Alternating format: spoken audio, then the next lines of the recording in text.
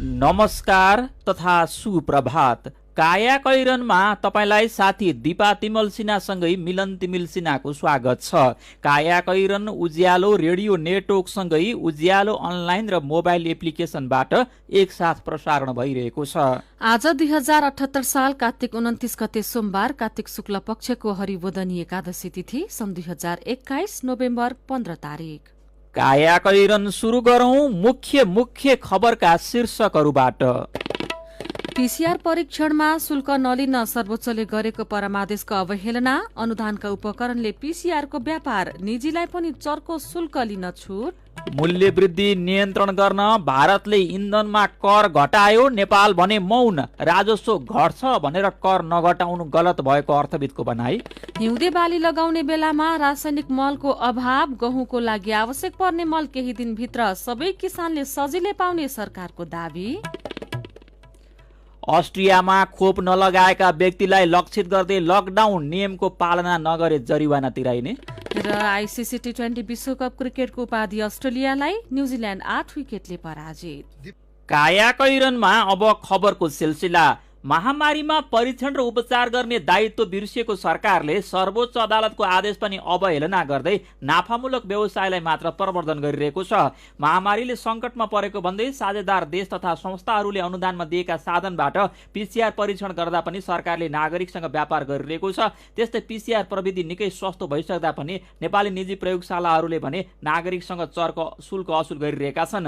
Oxygen plant, cylinder, concentrator ventilator, ICU, HDU देखि mask समेत अनुदानमा संकलन गरेको सरकारले पीसीआर परीक्षणमा प्रयोग हुने उपकरण, भीटीएम तथा रसायन पनि अनुदानमा पाएको छ। यो आर्थिक वर्ष सुरु भएपछि मात्र पनि सरकारले प्रयोगशालाका लागि करिब 2,22,000 नमुना संकलन गर्न सकिने भीटीएम भित्रिएको छ। यसको कुल मूल्य 1,85,00,000 रुपियाँ हो। त्यसमा पनि 1,09,00,000 रुपियाँको अनुदानमा आएको हो। यस्तै 2,43,000 आरएनए किटको मूल्य करिब 74,42,000 रुपियाँ हो। यी पनि सेभ द चिल्ड्रेन, युनिसेफ लगायत संस्थाले अनुदान गरेका हुन्। विभिन्न संस्थाले 20 वटा पीसीआर मेसिन पनि अनुदानमा दिएका हुन्, जसको मूल्य करिब 3,10,60,000 रुपियाँ हो। सरकारले 4 महिनामा प्राप्त गरेका 5,70,00,000 रुपियाँका उपकरण तथा साधनबाट सभा 2 लाख नमुना परीक्षण गर्न पुग्छ। यसको दोब्बर 4.5 लाख नमुना परीक्षण गर्दा पनि करिब 10 करोड लाग्ने हो। तर साउन यता 4,14,000 नमुना परीक्षण गर्दा सरकारी प्रयोगशालाले 1,000 का दरले कुल 41,47,00,000 रुपियाँ संकलन गरेका छन्। महामारी नियन्त्रण र उपचार नागरिकको मौलिक हक भएकाले परीक्षणमा शुल्क नलिन सर्वोच्चले गरेको परमादेशको अवहेलना भएको छ। निजीलाई पनि चर्को शुल्क लिन छुट भएको छ। विमानस्थलमा आधा घण्टामै पाइने रिपोर्ट 1200 मा, तर बाहिर 12 घण्टापछि दिए पनि हुने रिपोर्टको लागि 2,000 भन्दा बढी असुली हुँदा सरकार मौन रहेको खबर कान्तिपुरले छापेको छ। नेपाली कांग्रेस महाधिवेशनमा विदेशमा रहेका जनसम्पर्क समिति र भातृ संघ तथा शुभेच्छुक संस्थाबाट सहभागी हुने झण्डै 300 महाधिवेशन प्रतिनिधिको प्रतिनिधित्वमा प्रश्न उठेको छ।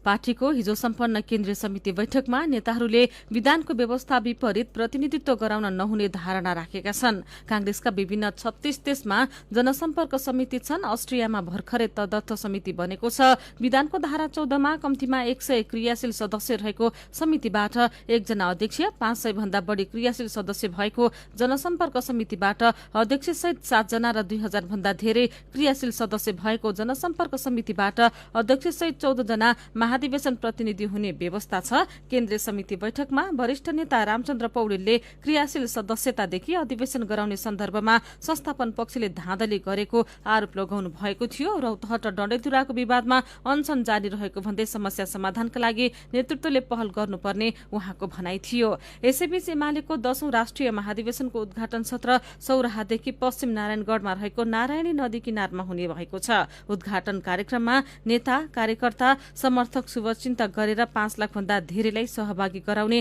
एमालेको तयारी छ। बन्द सत्र नारायणगढदेखि लगभग 20 किलोमिटर पर हुने भएका कारण व्यवस्थापनका लागि केन्द्रीय नेताहरू नै तयारीमा सौराहामा खटिएका छन्। प्रधान न्यायाधीश चोलेन्द्र शमशेर जबराको राजीनामा माग गर्दै हिजो देशैभरका 90 बार इकाइमा विरोध प्रदर्शन भएको छ। जबराको राजीनामाको माग हुन थालेपछि कानुन व्यवसायीहरूले देशव्यापी रूपमा संस्थागत विरोध गरेको यो पहिलो पटक हो। नेपाल बारका महासचिव लीलामणि पौडेलले हिजो 12 बजेसम्म देशभरका सबै अदालतमा विरोधका कार्यक्रम भएको बताउनुभयो। हामीले आजसम्म प्रधान न्यायाधीशको राजीनामा माग गरिरहेका थियौं, तर अब त्यो समय घर्किसक्यो। उहाँले भन्नुभयो, अहिले न्यायालय एकजना व्यक्ति प्रधान न्यायाधीशका कारण बन्धक बनिरहेको छ। त्यस्तो व्यक्तिले अब अदालत प्रवेश गर्ने दुस्साहस नगरे हुन्छ।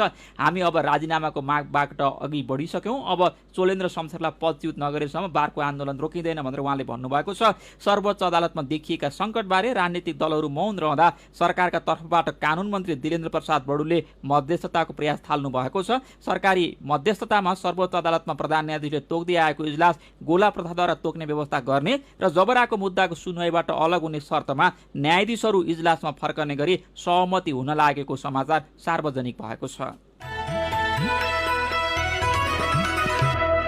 भारतको राष्ट्रिय मानवाधिकार आयोगले नेपाली नागरिक जयसिंह धामी महाकाली नदीमा खसेर बेपत्ता हुने गरी भारतीय सशस्त्र सीमा बल एसएसबीबाट गराइएको घटनामा अनुसन्धान अघि बढ़ाएको छ। नेपालको राष्ट्रिय मानवाधिकार आयोगको पत्रको उत्तर दिँदै भारतको आयोगले दार्चुलामा भएको यो घटनामा औपचारिक रूपमा नै उजुरी दर्ता गरेर अनुसन्धान थालेको जानकारी दिएको छ। नेपालको आयोगको पत्रलाई उजुरी मानेर भारतीय आयोगले अनुसन्धान अघि बढ़ाएको हो। भारतीय मानवाधिकार आयोगले उजुरी दर्ता गरेसँगै भारतीय प्रशासनलाई समेत ट्विन घटनामा एसएसबीको संलग्नताबारे निष्पक्ष अनुसन्धानका लागि थप दबाव पुगेको छ।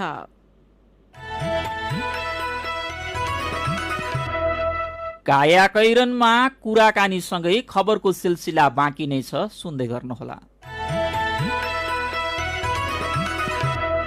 उज्यालो रेडियो नेटवर्कसँगै उज्यालो अनलाइन र मोबाइल एप्लिकेसनमा प्रसारण भइरहेको कायाकैरनमा तपाईलाई फेरि स्वागत छ।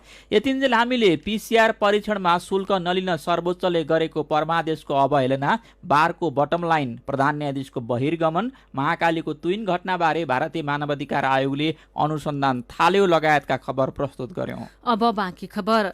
कच्चा तेलको मूल्य र डलरको भाव अत्याधिक बढेका कारण थेग्न नसकिएको भन्दै नेपाल आयल निगमले पछिल्लो 10 दिनमै 2 पटक मूल्य समायोजन गर्यो। इन्धनको मूल्य बढ्दा वस्तु र सेवाको बजार मूल्य चक्रमै असर गर्छ। त्यसको प्रत्यक्ष मार उपभोक्तालाई नै पर्छ। निगमले हवाई इन्धनको भाव बढाएपछि वायु सेवा सञ्चालक संघले हवाई भाडा 20 रुपैयाँदेखि 220 रुपैयाँसम्म बढाएका छन्। इन्धनको मूल्य बढेसँगै व्यवसायीले ढुवानी भाडा बढाउन चलखेल गर्छन्। ढुवानी र सार्वजनिक यातायातको भाडा बढेसँगै खाद्य लगायत अन्य वस्तुको मूल्य बढ्न थालिहाल्छ। बजार हस्तक्षेप गर्न सरकार चुकिरहेका बेला इन्धनको मूल्य वृद्धिले बजार थप अस्तव्यस्त हुने देखिन्छ।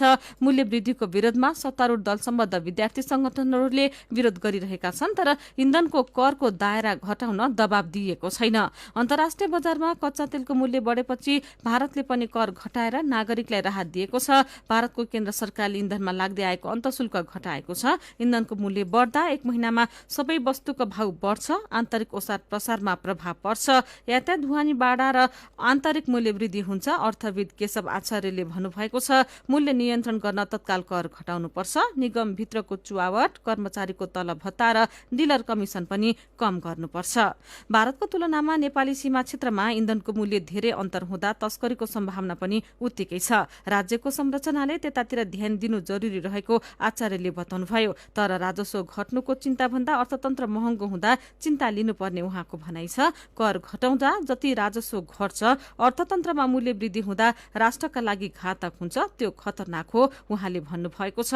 अर्थतन्त्रको मूल्य वृद्धि नियन्त्रणमा ध्यान दिनुपर्छ। मूल्य वृद्धि नियन्त्रण गर्न भारतले इन्धनमा कर घटायो, तर नेपाल भने मौन छ। आजको कान्तिपुर दैनिकले यो खबर छापेको छ। अहिले किसानलाई गहुँ, आलु लगायतका हिउँदे बाली लगाउने चटारो छ। हिउँदे बालीका लागि डीएपी मल चाहिन्छ, तर अहिले युरिया र डीएपी मल पाउन नसकेको किसानको गुनासो छ। साथी जानुका दुवाडीले कृषि सामग्री कम्पनी लिमिटेडका प्रवक्ता विष्णुप्रसाद पोखरेललाई रासायनिक मलको अभाव किन भएको हो भनेर सोध्नु भएको छ। मलको माग चाहिँ दिन प्रतिदिन बढ्दो छ।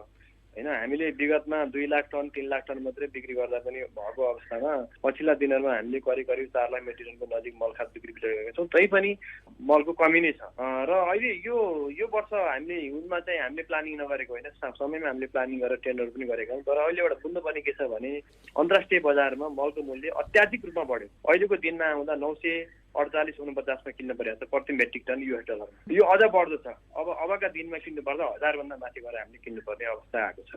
यसले गर्दा राज्यले दिएको बजेटले धेरै मात्रामा मल ल्याउन सकिने र वितरण गर्न सकिने अवस्था छैन। DAP पनि त्यसै गरी बढाएको छ, मल दिन सक्ने अवस्थामा त छैनौँ। तर पनि बेसिक निडको लागि दिनलाई हामीलाई 25,000 मेट्रिक टन DAP अहिले आइरहेको छ। 7500 टन हामीले दिइसकेका छौँ, अरू आउने क्रममै छ। र गाउँ सिजनमा हामी अबको 3-4 दिनपछि हामी सबै ठाउँमा यो मललाई पुर्याउँछौँ र बिक्री गर्छौँ। भनेपछि अबको 3-4 दिन पछाडि चाहिँ किसानले जति मात्रामा मल चाहे पनि उहाँहरूले पाउनुहुन्छ होइन त? उहाँले मागे अनुसारै बेसिक निड्सको रूपमा गाउँ सिजनलाई चाहिने सुरुको पिरियडमा चाहिने मल चाहिँ हामी दिन चाहिँ सक्छौँ। अरू सर्वसुलभ रूपमा अन्य कुराको आयात जसरी हुन्छ नि त्यसै गरी रासायनिक मलको आयात गर्न चाहिँ किन समस्या भएको हो? मल अलिकति फरक विषयवस्तु पनि छ, अन्य वस्तु र प्रकृति जस्तो पनि भएन र अन्य वस्तु नआउँदा हामीले मार्केटमा कुनै चिज पाएनौँ भने त्यसको यति धेरै प्रचार प्रसार पनि हुँदैन र मल नहुँदा यो प्रत्यक्ष किसानसँग जोडिएको र देशको कृषिसँग जोडिएको हुनाले यसको चर्चा परिचर्चा बढी हुन्छ। तपाईँले बाहिरबाट भन्नु, तपाईँहरूले मिडियाका साथीहरूले भन्नु स्वाभाविक ठान्छु म। तर के छ भने वास्तवमा जटिलताहरू धेरै छन्। यो अन्तर्राष्ट्रिय बजारले गाइड गर्ने हुँदाखेरि र अन्तर्राष्ट्रिय बजारमा सप्लाई कम हुने, डिमान्ड धेरै हुने र अनि विभिन्न अहिले त कोभिडले पनि विगतदेखि हामीलाई धेरै अप्ठ्यारो परेको छ। कोभिडकै कारणले पनि उत्पादन कतिपय ठाउँमा कम भयो होइन, धेरै लजिस्टिकमा पनि असर गर्यो। अहिले तपाईँ नेचुरल ग्यासको मूल्य त्यस्तै बढिरहेछ, यसले पनि एकदमै अप्ठ्यारो पार्यो। हरेक वर्ष हरेक खेतीपाती लगाउने समयमा मलको अभाव भएका खबरहरू आउँछन्, फेरि तत्कालको लागि गर्जो टारिन्छ, तर दीर्घकालीन समाधान चाहिँ किन खोज्न नसकिएको होला? एउटा त अब यो अन्नान को मात्रा पनि धेरै भयो। अहिले हामी हेऱ्यौँ भने यो मलमा चाहिँ करिब युरियामा चाहिँ 86% अनुदान सरकारको रहने र 14% कृषकको योगदान रहने अवस्था देखिया छ। त्यसै गरी DAP-मा 65% सरकारको देखिन्छ र बाँकी किसानको छ। भनेपछि के भयो भने अन्तर्राष्ट्रिय बजार चाहिँ बढ्दै जान्छ। हामी चाहिँ बिक्री मूल्य फिक्स गरेका छौँ र यो आपूर्ति बिक्री मूल्य फिक्स गर्दा हामीले चाहिँ आपूर्तिलाई बढाउन सक्दैनौँ कि त अब राज्यले अनुदान, नेपाल सरकारले नै अनुदान बढाउँदै जानु पर्यो होइन। अनुदान पनि कति दिने, सरकारको आफ्नो आर्थिक क्षमता पनि भर पर्ने कुरो। विगत 6-7 अरबको अनुदान अहिले 12-15 अरबसम्म पुगिसकेको छ होइन। तैपनि अन्तर्राष्ट्रिय बजार बढ्दो कारणले हामीले गएको वर्षभन्दा कम परिमाणमा मल किन्नु परेको अवस्था छ। उहाँ हुनुहुन्थ्यो कृषि सामग्री कम्पनी लिमिटेडका प्रवक्ता विष्णुप्रसाद पोखरेल। काया कैरनमा मेरो पनि भन्नु छ र कार्टुनसँगै खबरको सिलसिला बाँकी नै छ, सुन्दै गर्नुहोला। सीधा कुरा प्रष्ट विचार काठमाडौँमा 90 मेगाहर्ज उज्यालो रेडियो नेटवर्क मार्फत देशभरिका विभिन्न FM स्टेशन तथा उज्यालो अनलाइन र मोबाइल एप्लिकेसनमा प्रसारण भइरहेको काया कैरनमा तपाईलाई फेरि स्वागत छ। अब बाँकी खबर। मुस्ताङको थासाङ गाउँपालिका 2 भोर्जुङको माथिल्लो क्षेत्रमा हिजो भीषण हिमपहिरो गएको छ। प्रमुख जिल्लाधिकारी नेता प्रसाद शर्माका अनुसार धौलागिरी हिमाल क्षेत्र हुँदै बिहान 11:40 पहिरो खसेको हो। पहिरोमा परेर कुनै मानवीय क्षति नभएको, तर त्रासले भागदौड हुँदा 11 शिक्षक विद्यार्थी घाइते भएका शर्माले जानकारी दिनुभयो। घटनामा भएको क्षतिको यकिन विवरण भने आउन बाँकी नै छ। हिमालय क्षेत्रमा यस किसिमको हिमपहिरो र क्षति नौलो होइन, त्यसैले यस्ता जलवायुजन्य विपद सामना गरिरहेका नेपाल लगायतका देशहरूले ग्लास्गोमा भएको जलवायु परिवर्तन सम्बन्धी राष्ट्रसंघीय सम्मेलन कोप 26 मा हानि नोक्सानीका लागि बेग्लै वित्तीय व्यवस्थापन गर्नुपर्ने आवाज उठाएका थिए। तर 14 दिनसम्म चलेर शनिबार सकिएको कोप 26 ले यो मागलाई सुनवाई गर्न सकेन। कोप 26 मा सर्वाधिक बोलिएको शब्द थियो लस एन्ड ड्यामेज, अर्थात जलवायुजन्य हानि नोक्सानी। नेपाल जस्तै जलवायुजन्य विपद सामना गरिरहेका दक्षिण एसियाली सहित कम विकसित र साना टापु देशहरूले सम्मेलनका दौरान हानि नोक्सानीको मुद्दालाई प्राथमिकताका साथ उठाएका थिए। तर शनिबार राति सार्वजनिक सम्झौतामा हानि नोक्सानीको विषय समेटिएको छैन। कोप 26 सम्झौतामा के समेटिएको छ त? तापक्रम वृद्धि 1.5 डिग्रीमा सीमित गर्ने लक्ष्यमा पुग्न अर्को वर्ष कार्बन उत्सर्जन कटौतीको महत्वाकांक्षी योजना देशहरूले पेश गर्ने, कोइला प्रयोग कम गर्न प्रतिबद्धता, विकासोन्मुख देशहरूलाई दिइने आर्थिक सहायता दोब्बर पारिने सम्झौतामा उल्लेख गरिएको छ। कोप 26 ले हरित गृह ग्यास उत्सर्जनको स्रोत खनिज इन्धन र कोइला प्रयोग घटाउने संकल्प गरेको छ। मेरो पनि भन्नु छ। आन्तरिक उडानको भाडा 220 रुपियाँसम्म बढेको खबरमा हरिजी फेसबुकमा लेख्नुहुन्छ, हिजो आज कानले केहीको पनि मूल्य घटेको सुनेको छैन, बढेको मात्रै सुनिराख्छ, के भएको होला। पेट्रोलियम पदार्थमा भइरहेको मूल्य वृद्धिबारे ट्विटरमा चेतन मगर लेख्नुहुन्छ, जुनै पार्टीको सरकार आए पनि भ्रष्टाचार र मूल्य वृद्धिलाई भर्याङ बनाउने नियति नै बनिसक्यो। यो कार्य निन्दनीय छ। यस्तो प्रवृत्ति हिजो नि गलत थियो, आज नि गलत छ र भोलि नि गलत नै हो भनिरहनेछु। तत्काल पेट्रोलियम पदार्थमा भएको मूल्य वृद्धि फिर्ता गर्नुपर्छ। कमाई अनुसार कर तिर्ने व्यवस्था हुनुपर्ने अर्थमन्त्री जनार्दन शर्माको भनाइमा योगी कृष्ण भन्नुहुन्छ, सरकारले निशुल्क शिक्षा स्वास्थ्यको व्यवस्था गरोस्, हामी कमाईको 50% कर तिर्न राजी छौं।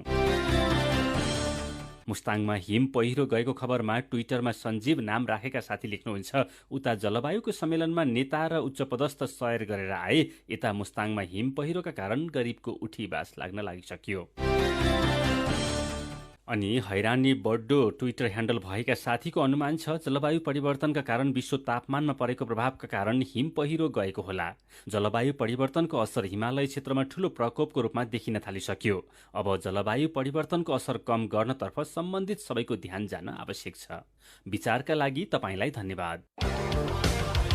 मेरो पनि भन्नु छ। मेरो पनि भन्नु छ प्रस्तुत गर्दै हुनुहुन्थ्यो साथी भोजेन्द्र बस्नेत। काया कैरनमा अब विदेशको खबर।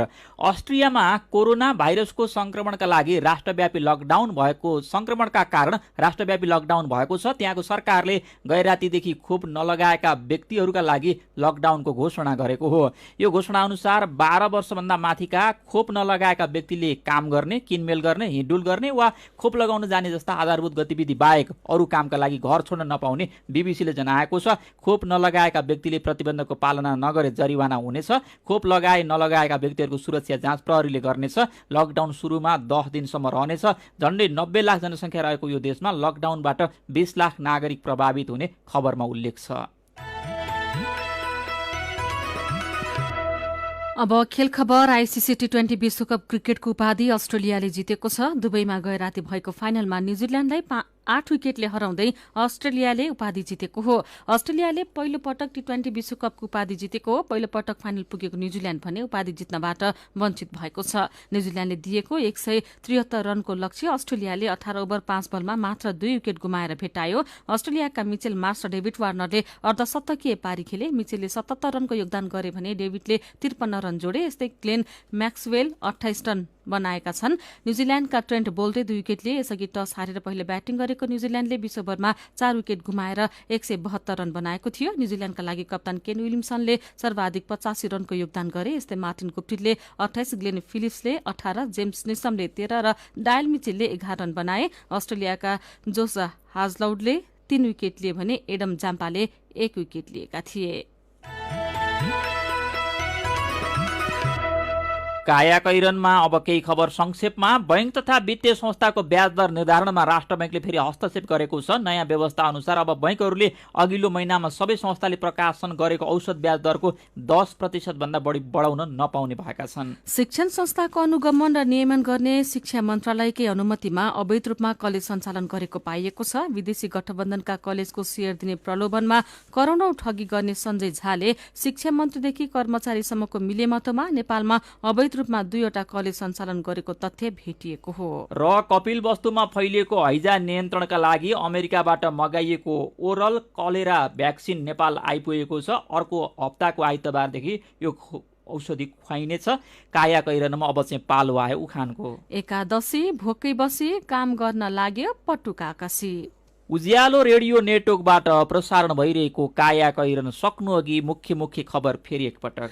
पीसीआर परीक्षणमा शुल्क नलिन सर्वोच्चले गरेको परमादेशको अवहेलना। अनुदानका उपकरणले पीसीआरको व्यापार। निजीलाई पनि चर्को शुल्क लिन छुट। मूल्यवृद्धि नियन्त्रण गर्न भारतले इन्धनमा कर घटायो। नेपाल भने मौन। राजस्व घट्छ भनेर कर नघटाउनु गलत भएको अर्थविदको भनाई। हिउँदे बाली लगाउने बेलामा रासायनिक मलको अभाव। गहुँको लागि आवश्यक मर्ने मल केही दिनभित्रै सबै किसानले सजिलै पाउने सरकारको दावी। अस्ट्रियामा खोप नलगाएका व्यक्तिलाई लक्षित गर्दै लकडाउन। नियमको पालना नगरे जरिवाना तिराइने। र आईसीसी टी20 विश्वकप क्रिकेटको उपाधि अस्ट्रेलियालाई। न्यूजील्याण्ड 8 विकेटले पराजित। अब कार्टुन आज हामीले हिमालय टाइम्समा चसक्क शीर्षकमा महेश बस्ताकुटीले बनाउनु भएको कार्टुन लिएका छौँ। मूल्य वृद्धिको विरोध गरे जस्तो गर्नेहरूलाई यो कार्टुनले व्यङ्ग्य गरेको छ।